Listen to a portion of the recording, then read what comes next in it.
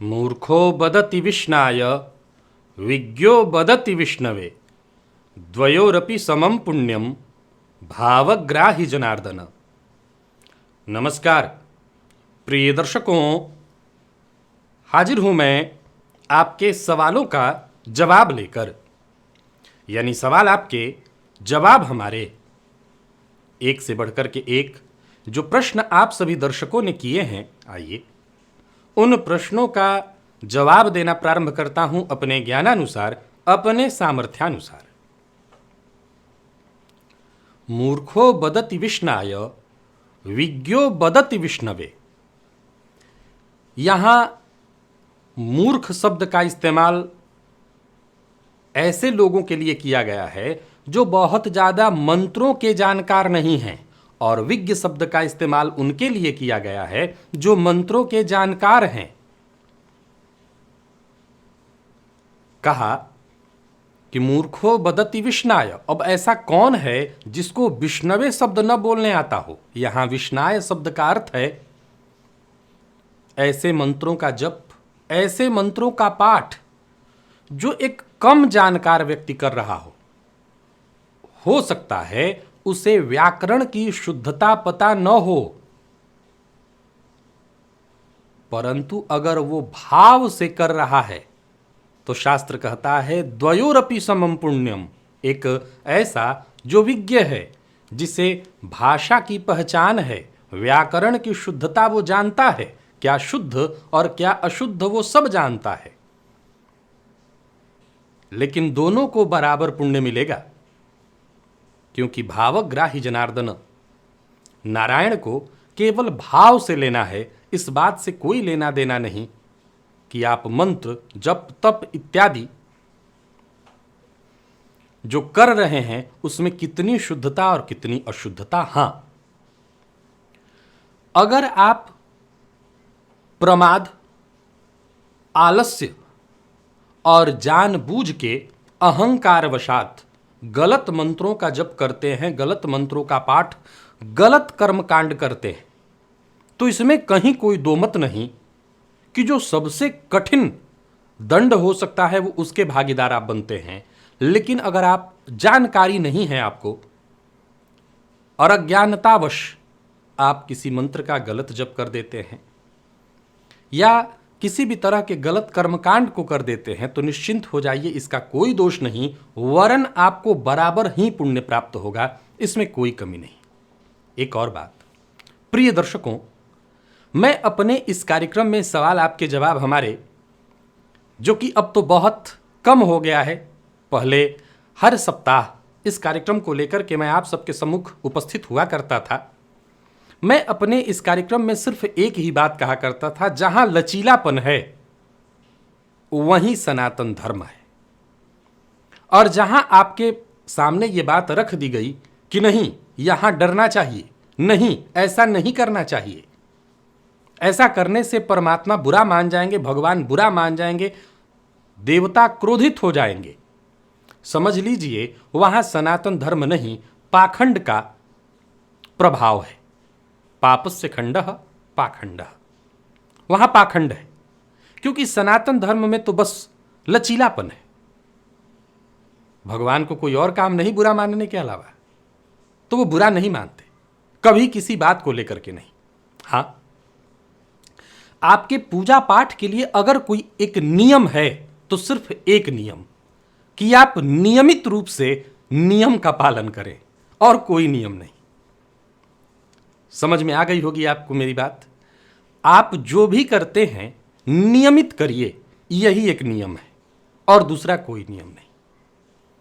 आज आपके पास समय ज्यादा था तो आपने 5 माला जप लिया, और कल समय कम था तो आपने एक ही माला जपा, ये दंड का भागी आपको बना देता है। ये सिद्ध करता है कि परमात्मा, पूजा पाठ, जप तप आपके लिए बहुत ज्यादा जरूरी नहीं है, उसकी महत्ता आपकी नजर में बाकी के कामों से कम है।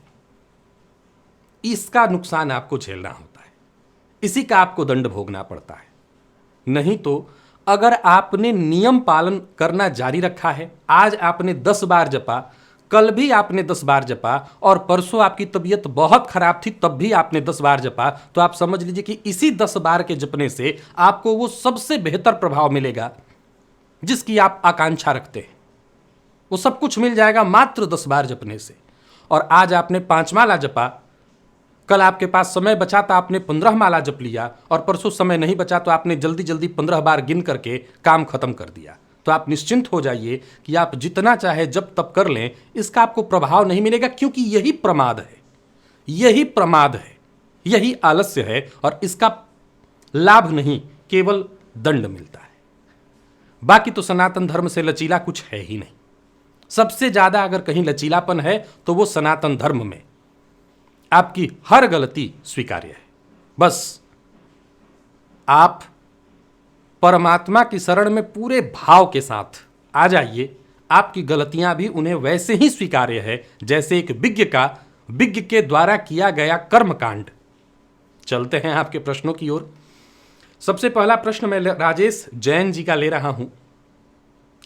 इन्होंने पूछा है कि निर्माणाधीन मकान का वास्तु करने के बाद क्या वहां रहना या सोना जरूरी है, अगर वहां अभी रहने जैसी स्थिति नहीं हो तो। देखिए, 2 कारणों से ऐसे मकान जो निर्माणाधीन हो आप उसका गृह वास्तु करा देते हैं कि शायद अब आने वाले दिनों में लगभग 5-6 माह तक ऐसा कोई मुहूर्त नहीं आने वाला है। एक दूसरा कि आने वाले 5-6 माह में या 3 माह में आपका घर तो तैयार हो जाएगा, लेकिन वास्तु पूजन का मुहूर्त नहीं आ रहा है। अगर ऐसी अवस्था में आपने गृह वास्तु का पूजन करा दिया है तो कम से कम 3 रात्रि वहां विश्राम करिए, 3 रात्रि वहां निवास करिए। और ऐसे तो आमतौर पर जब तक लगभग चीजें बन न जाए आपको पूजन नहीं करना चाहिए, क्योंकि एक बात सदैव ध्यान रखिए, ये जो घर है इसे आप घर मानते हैं अलग बात, ये मंदिर ही है। जब आप इसे वास्तु का नाम दे देते हैं, वास्तु देवता कहते हैं, तो ये मंदिर बन जाता है, वास्तु देवता का ये निवास स्थल बन जाता है। और मंदिर तो उतना ही पवित्र, साफ सुथरा और श्रेष्ठ होता है। जब आप नहीं रह सकते तो आपके वास्तु देवता उसमें कैसे निवास करेंगे। सोच के देखिए कि जिस जगह में आप निवास नहीं कर सकते तो क्या आपके वास्तु देवता आपसे ज्यादा गए गुजरे हैं कि वो उसमें निवास कर जाएंगे? क्यों करेंगे? वो क्या जरूरत पड़ी है उनको? तो इसीलिए सदैव ये ध्यान रखना चाहिए कि कई बार क्या होता है कि परिस्थिति बड़ी मुश्किल होती कि मुहूर्त मिलने वाला नहीं है, तब पंडित जी कहते हैं कि भाई देखो ऐसा है कि मुहूर्त आने वाले दिनों में आपको नहीं मिल पाएगा, आप यही मुहूर्त इस्तेमाल करिए। तब भी आपको 3 दिन वहां रात्रि में निवास करना चाहिए और नियमतः यह प्रयत्न करना चाहिए कि प्रतिदिन आपका वहां जाना हो, एक घी का दिया वहां जलाया जाए आपके द्वारा, क्योंकि वहां वास्तु देवता आ चुके हैं। तो वास्तु देवता आ गए और आप वहां नहीं आ रहे हैं, इसका मतलब आप उनको वो सम्मान नहीं दे रहे, तो ये ठीक नहीं।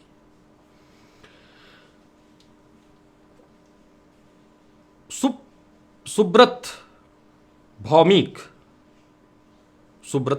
या सुब्रत भौमिक, इन्होंने पूछा है अगर किसी शत्रु पर शक हो कि वो आप पर तंत्र मंत्र कर रहा है तो निश्चयता कैसे करें, इससे खुद को और परिवार को सुरक्षित रखने का क्या उपाय है? नहीं, शक के आधार पर आप क्यों कुछ करेंगे? शक के आधार पर आप ऐसा क्यों कुछ करेंगे जब आपको पूरी तरह से ज्ञात ही नहीं है? और ज्ञात भी है, उदाहरणार्थ अगर आपको ज्ञात भी हो जाए, अगर आपके पास प्रूफ कोई ऐसा तो है नहीं, इसका क्या प्रूफ है?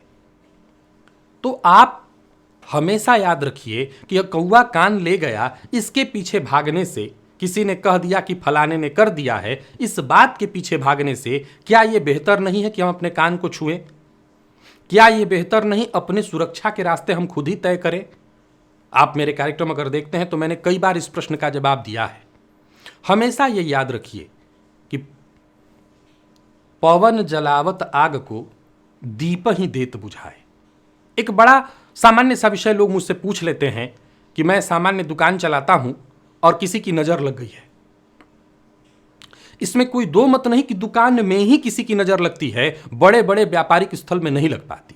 बस वही सामान्य सी बात है कि अंबानी को अगर आप नजर लगाएंगे तो अंबानी का विकास होगा, एक सामान्य दुकानदार को नजर लगेगी तो उसका ह्रास होगा। इसमें दोष किसका? दुकानदार का। वो कमजोर क्यों है? अब जाहिर सी बात है, सभी उंगलियां बराबर तो नहीं हो सकती, सबको एक बराबर तो नहीं हो सकता। तो नजर लगा होगा, लगता है, बिल्कुल लगता है, इसमें कहीं कोई दो मत नहीं है। गाहे बगाहे अनजाने में लोग कर भी देते हैं। उनको अनजाना इसलिए शब्द इस्तेमाल किया कि उनको नहीं पता कि इसका कष्ट उनको भोगना पड़ेगा, तो अनजाने ही है वो तो दया के ही पात्र है। उनको नहीं पता कि अभी क्षणिक जो आपको कष्ट हुआ उससे बड़ा कष्ट उनको भोगना होगा, करने और कराने दोनों को, तो उससे बच नहीं पाएंगे वो। फिर भी अगर आपको ऐसा लगता है कि किसी ने तंत्र प्रयोग कर दिया, माँ है, माँ की आराधना करिए, हनुमान जी की आराधना करिए, बहुत से ऐसे प्रयोग हैं। माँ भगवती बगलामुखी की आराधना है, माँ भगवती प्रत्यंगिरा की आराधना है। 10 महाविद्याओं में एक से बढ़कर के एक महाविद्या हैं जो आपकी सुरक्षा के लिए बनाई गई हैं। हां, आप जब भी ऐसी अवस्था में अपने पंडित जी से या खुद संकल्प करें, कभी भी मन में कल्पना यह ना करें कि फलाने के नुकसान के लिए, नहीं तो याद रखिएगा जो अनजाने में गलती उसने की वही अनजाने में गलती आप करेंगे, क्योंकि बाद में फिर भोगना आपको पड़ेगा। बच नहीं सकता कोई। क्या पता उसने न किया हो, तब तो आप दंड के अधिकारी बनेंगे। इसलिए हम मानवों का कर्तव्य यही है कि हम परमात्मा के ऊपर छोड़ दें कि जो जैसा किया हो उसका भागीदार वो, दंड भोगे वो जाने, परमात्मा जाने। हम कौन? हम सिर्फ अपनी सुरक्षा के लिए प्रार्थना परमात्मा से कर सकते हैं। तो ऐसी अवस्था में बहुत सारे उपाय हैं, इन उपायों को किया जाए। और अगला प्रश्न मनुश्री जानी, इन्होंने पूछा है, जैसा कि आपने बताया कि छोटे बच्चों के वस्त्र किसी को नहीं देने चाहिए, तो क्या करें? क्या परिवार में ही किसी सदस्य को दिया जा सकता है? यदि नहीं तो किस उम्र तक बात का पालन करना? क्योंकि आजकल घर के सदस्यों की गिनती से ज़्यादा कपड़ों की गिनती होती है। ठीक कह रही हैं आप, या कह रहे हैं आप? देखिए, सबसे पहले आपको एक बात बता देना चाहता हूं कि अगर घर में ही कोई और बच्चा है, उसके छोटे भाई बहन हैं, वो पहन सकते हैं तो पहन ले उस वस्त्र को। नहीं तो मान लिया जाए एक जन्मजात बच्चे का वस्त्र है, बालक अब 5 साल का हो गया, तो कोई बात नहीं, अब उस वस्त्र को आप धुल धाल करके जहां कहीं देना चाहें, दान करना चाहें, कर दीजिए। लेकिन बालक की उम्र अब काफी हो चुकी है और ये जन्म के उसके वस्त्र हैं। बालक की उम्र जितना, बड़ा सरल सा ये तर्क है और बड़ा सरल सा ये विषय है, समझिए इस बात को। अभी जो पहला प्रश्न, इससे पहले वाले प्रश्न का मैंने जवाब दिया, वो जो तंत्र प्रयोग वाला, वो बस इतना ही है। मैंने उस कार्यक्रम में सवाल आपके जवाब हमारे में ही ये प्रश्न का जवाब दिया था और कहा था बच्चों के वस्त्र न दिया जाए, बस वही बात है।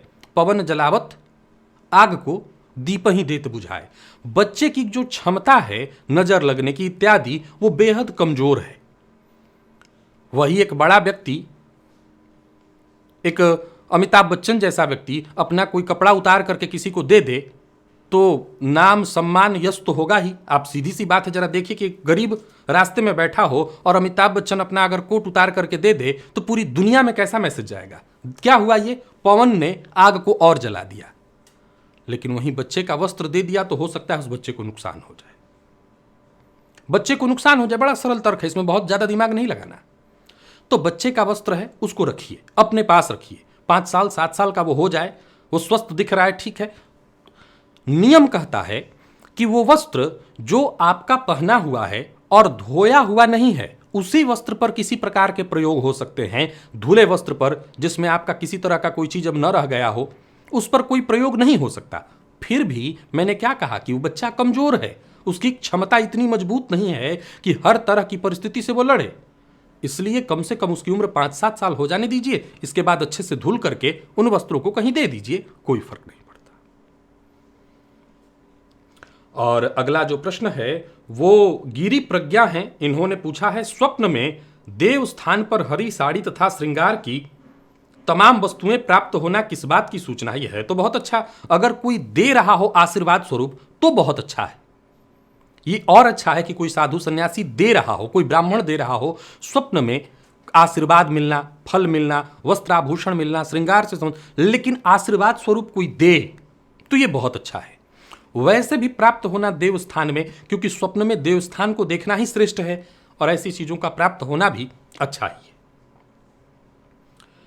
और मेघा बंसल है, इन्होंने पूछा है, क्या घर में केले का पेड़ लगाना उचित है? बिल्कुल लगा सकती हैं। जैसे देव वृक्ष के रूप में आप तुलसी का पौधा लगाती हैं, वैसे ये भी देव वृक्ष है। वैसे एक नियम कहता है कि बहुत ज्यादा दूध वाला वृक्ष, बहुत ज्यादा फलों वाला वृक्ष, कांटों वाला वृक्ष घर में नहीं होना चाहिए। लेकिन केला पूज्य वृक्ष है, तुलसी के समान ही पूज्य वृक्ष है, आप लगा सकते हैं। मनोरमा जी हैं, इन्होंने पूछा है कि भस्म केवल गाय के गोबर वाली ही होती है या दूसरे भी अर्पित कर सकते हैं भगवान को? भस्म कई तरह से बनते हैं बिल्व वृक्ष के से, उसके पंचांग से, समी के पंचांग से भस्म बनाया जाता है। तो ये भस्म भोलेनाथ को चढ़ सकता है। हाँ, गृहस्थाश्रमी ये जो श्मशान का भस्म है वो नहीं चढ़ा सकते, लेकिन गाय के गोबर से बना जो आपने बताया वो भस्म तो है ही, बिल्व वृक्ष से, समी वृक्ष से आप बिल्कुल बना करके उसको चढ़ाइए। और स्वाति शर्मा ने पूछा है, आपने कहा था मनुष्य गण की कन्या का विवाह राक्षस गण के वर के साथ करने से कन्या की मृत्यु होती है, लेकिन क्या शूद्र वर्ण की कन्या को भी गण दोष लगता है या केवल शूद्र वर्ण की कन्या को योनि दोष लगता है? आशा करता हूं आप ये पॉइंट वहां से उठा करके पूछ रहे हैं जहां मैंने इस कार्यक्रम में बताया था कि शूद्र वर्ण का कोई है तो उसे योनि दोष। लेकिन मैं आपको बता दूं कि जितने भी, हमेशा एक बात याद रखिए, एक हो गया मूल सूत्र, एक हो गया मूल सूत्र। क्या? एक मूल सूत्र हो गया कि अगर कोई महिला बच्चे को जन्म दे रही है तो उसे भयानक प्रसव पीड़ा होती है। अब एक रानी को बहुत ही ज्यादा होती है। वो कहानी तो आपने सुनी ही होगी, जंगल में एक स्त्री बच्चे को जन्म दे रही थी, अकेले ही उसने सब कर लिया। तो क्या उसको प्रसव पीड़ा नहीं हो रही होगी? हो रही होगी। रानी को थोड़ी ज्यादा हो रही होगी क्योंकि रानी के पास विकल्प है। यहां पर एक बात सदैव याद रखिए, जो दोष, जो नियम बनाए गए हैं, जो मूल रूल है, वो हर जगह ही लागू कर लेना चाहिए। रूल हर जगह एक जैसे ही होते हैं। अब कुछ जगहों पर काट बता दिया कि शूद्र वर्ण का है तो यहां पर केवल बस योनि देख ले। इसके पीछे भी बहुत सारे तर्क हैं, लेकिन आप एक बात तो जरूर जान लें, अगर आप ज्योतिष को समझ और सीख रहे हैं, जो मूल रूल है वो हर जगह लागू कर लेना ही उस जीव की, उस व्यक्ति की सुरक्षा होगी उसी में। सो मूल रूल को हर जगह माना जाए, मूल सूत्र को हर जगह माना जाए। तो यहां पर अगर गण का दोष बताया है तो मान्य है, माना जाए। और ये हैं राजेश बंसल जी, इन्होंने पूछा है घर की छत पर झंडा क्यों लगाना चाहिए और किस दिशा में लगाना चाहिए? क्या झंडा विशेष प्रकार का होना चाहिए? झंडा क्यों लगाना चाहिए? सामान्य सी बात है, झंडा ऊंचा रहे हमारा। झंडा आपके कहीं ना कहीं उन्नति की सूचना है। सामान्यतया देखा जाए तो ये शकुन शास्त्र भी है, वास्तु के अलावा ये शकुन शास्त्र है कि झंडा आपका लहलहा रहा है तो झंडा इसलिए लगाना चाहिए, ईशान कोण में लगाइए। और किस रंग का विशेष प्रकार का? सामान्य झंडा, सामान्य झंडा लगा लीजिए आप। लाल रंग का झंडा लगा लीजिए, केसरिया रंग का लगा लीजिए। और गौरव सिंह जी ने पूछा है, अति विशिष्ट कारक ग्रह अपने अति विशिष्ट कारक भाव में बैठे हों और यदि ये कुंडली में मारक हों तब ये शुभ व अशुभ कैसा परिणाम देंगे? अति विशिष्ट कारक ग्रह अगर अति विशिष्ट कारक भाव में बैठे हैं तो उनके मारकत्व में बहुत कमी आ जाएगी, उनके शुभत्व में वृद्धि होगी और उनसे संबंधित जो कारकत्व वाली चीजें हैं वो जातक को प्राप्त होंगी। अगला प्रश्न है चेतन प्रजापति का, इन्होंने पूछा है, राहु का जब भी चंद्रमा के ऊपर प्रभाव हो तो क्या वह सिर्फ नकारात्मक प्रभाव ही होता है या सकारात्मक भी होता है? देखिए 99, 90, 95% तो आप नकारात्मक प्रभाव जानते ही हैं क्या क्या होता है।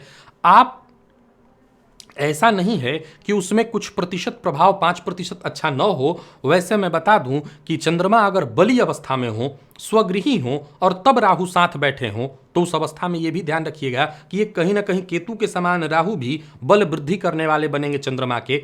निसंदेह ऐसे जातक को मानसिक अशांति तो रहेगी, लेकिन ऐसे जातक का दिमाग भी बड़ा गजब का होगा, उच्च कोटि का। वो हर तरह की परिस्थिति से कुछ नया ढूंढ निकाल लाएगा। उसका मन बहुत तीव्र गति से काम करेगा और परिस्थिति कितनी भी बिगड़ी हो उसमें से भी अपने लिए वो रास्ता निकालेगा।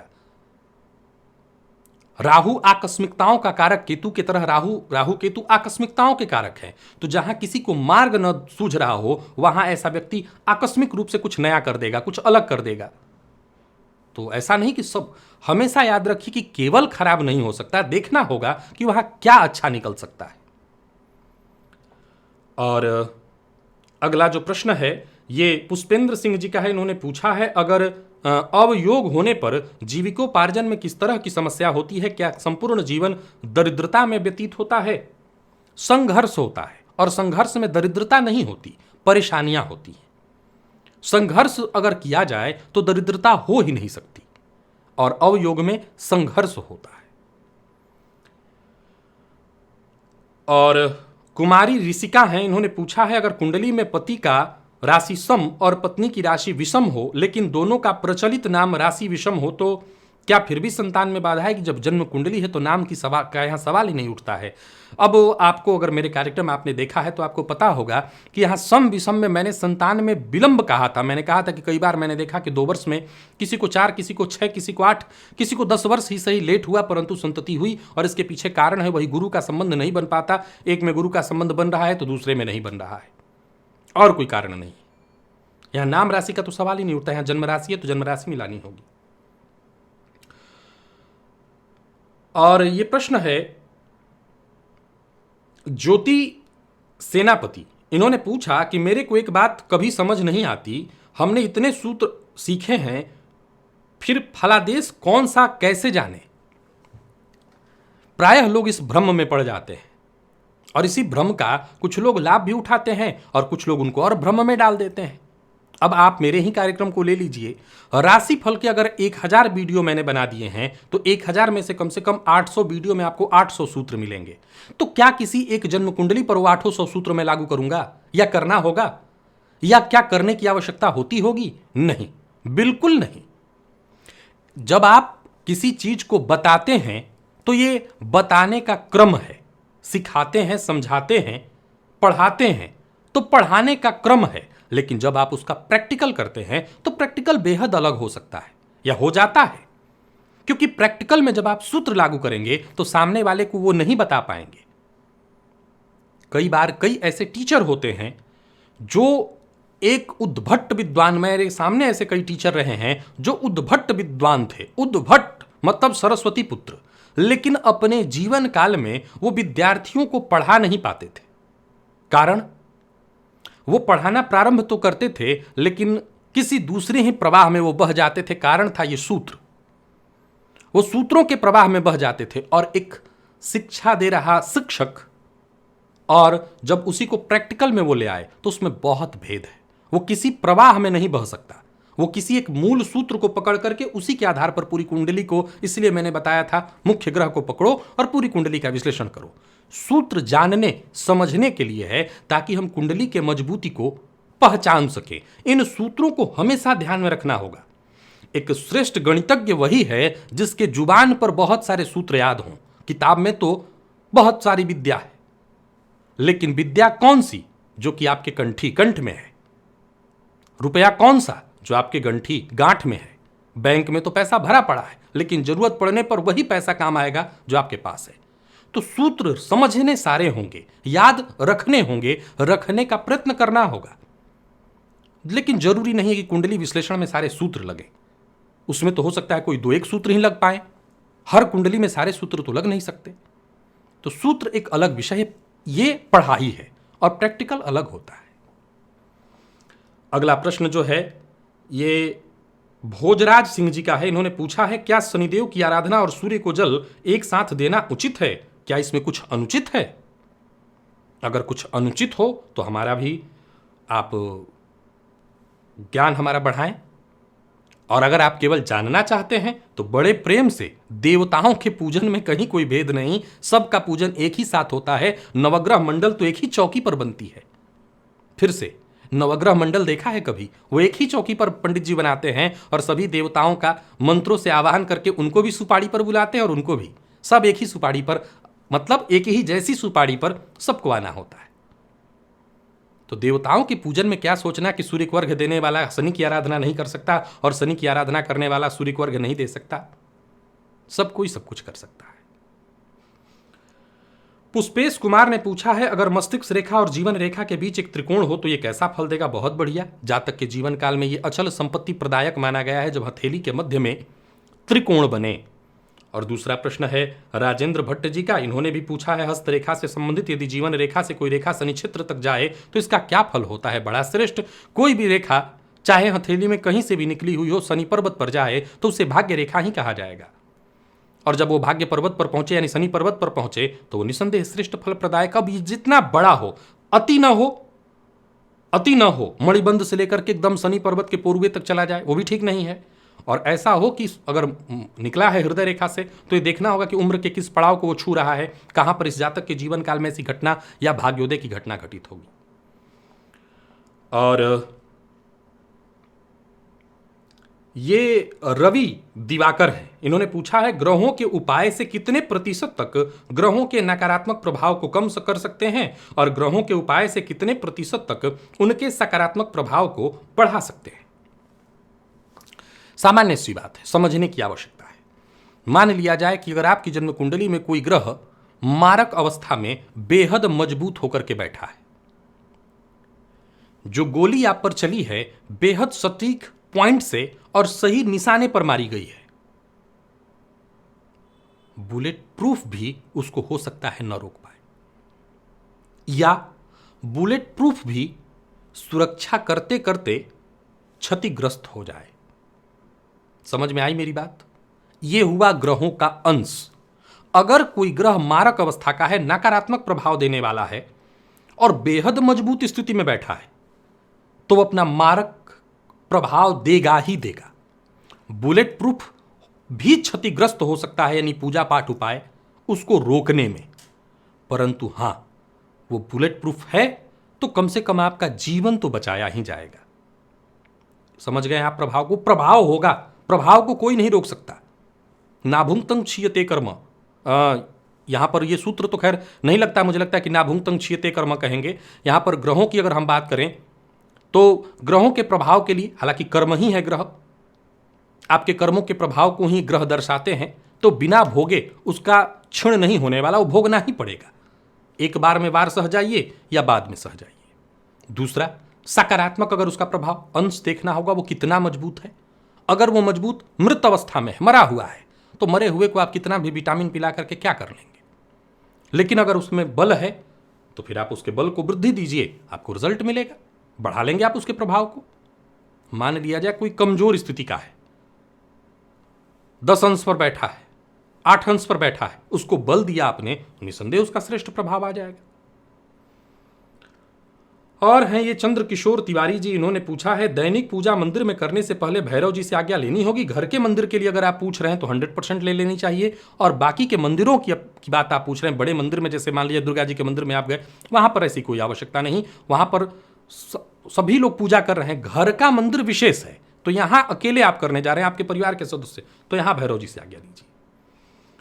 और मंदिर में क्या होगा कि पंडित जी ने किया होगा तो ऑलरेडी सब कुछ कर चुके होंगे प्रातः काल ही, अब आप जाइए, केवल आपको पूजा करनी है।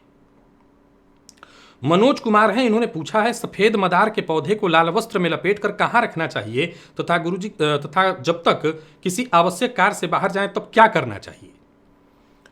कहां रखना चाहिए? घर में जो आपका पूजन स्थल है, पूजन स्थल पर रखना चाहिए। किसी भी तंत्र को जागृत सदैव रखने के लिए उसकी पूजा हमेशा होनी चाहिए। तो हमेशा पूजा करने वाला जगह कौन सा है? घर का पूजन स्थल, तो पूजन स्थल पर रखिए।